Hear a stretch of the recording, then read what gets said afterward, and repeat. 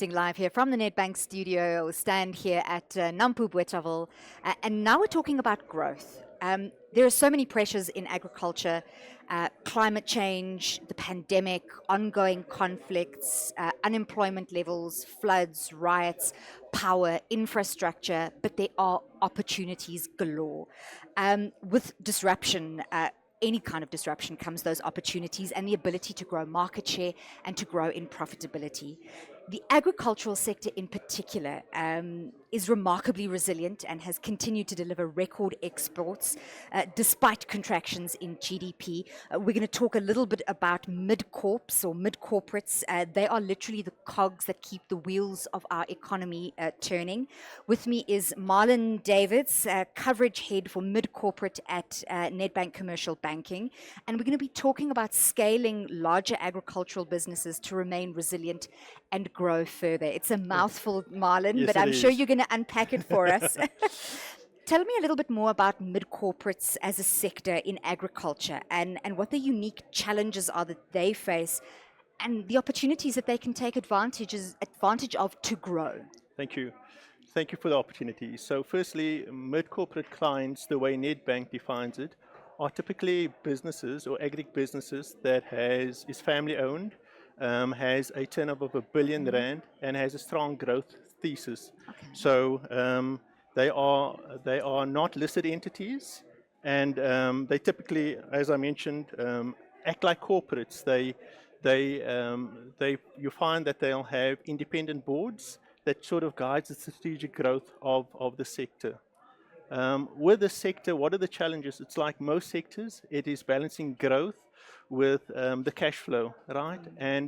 And you'll find that the mid-corp sector in agriculture is actually very unique in that it has a strong balance sheet that can typically fund this growth. It also finds itself in a unique environment in that it is often the smaller farmers that comes into the market. Okay. So it's an acquisitory sector, basically. What would the growth levers for sustainable growth in mid-corporates, corporate companies be? How would these companies determine the right growth strategy for their company's long-term success with business sustainability and environmental sustainability in mind? So firstly, let's define what are the growth levers, I think. So the growth levers for agriculture is obviously acquisition, so bolt-on acquisition, so complementary businesses to the agricultural business that they do. The second one is obviously diversification, so it can be geographic diversification. And the geographic diversification or even new markets is a way to mitigate concentration risk within that sector.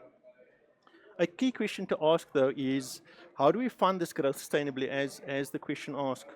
This is where Nedbank Mid-Corporate comes in, is to ensure that when we fund optimally. And very important is our close proximity to advisory that ensure whatever debt is put onto the balance sheet is done so sustainably.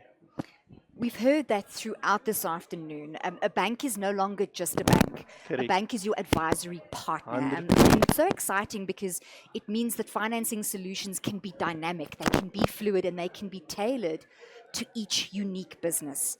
Now, these firms contribute up to a quarter of banking sector headline earnings. Yet they've been operating without the benefit of bespoke policy, Correct. regulatory attention, tailored strategic support. Tell us more about how you're changing that approach. Okay. So all banks across the country offers a mid-corp segment or services to mid-corp segment. But what's different is at Nedbank is that we've undertaken research within our client base and internationally. And the research came back very strongly that we are the clients in the sector don't want to be banked by commercial because they are too big for commercial banks, and they don't really regard themselves as corporate, right? They want that personal touch that a commercial bank provides. So what Nedbank had created, it was a 2-year sort of research. We listened to the clients and we created this mid-corp segment after listening to the clients. So after 2 years of research, we launched Nedbank Mid-Corporate. Effectively, the Above the Line campaign was launched in February of this year, and we're up and running. So we offer unique, bespoke services to what the client has asked.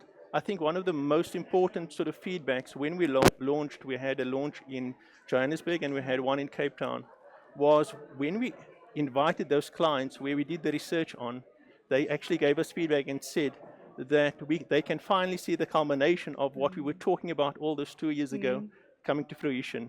And the feedback has been positive, very positive at this point in time. Excellent to hear.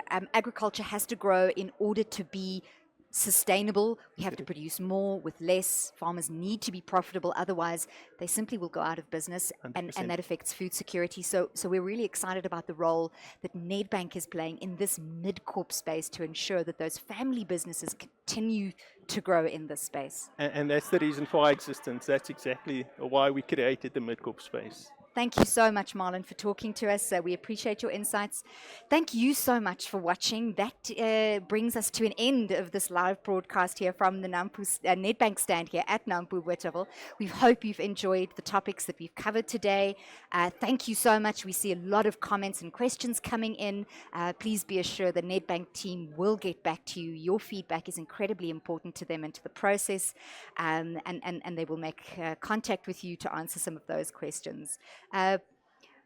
If you aren't at Nampo, why not? You should be here. It's incredible. Thanks so much for watching, and for now, it is goodbye.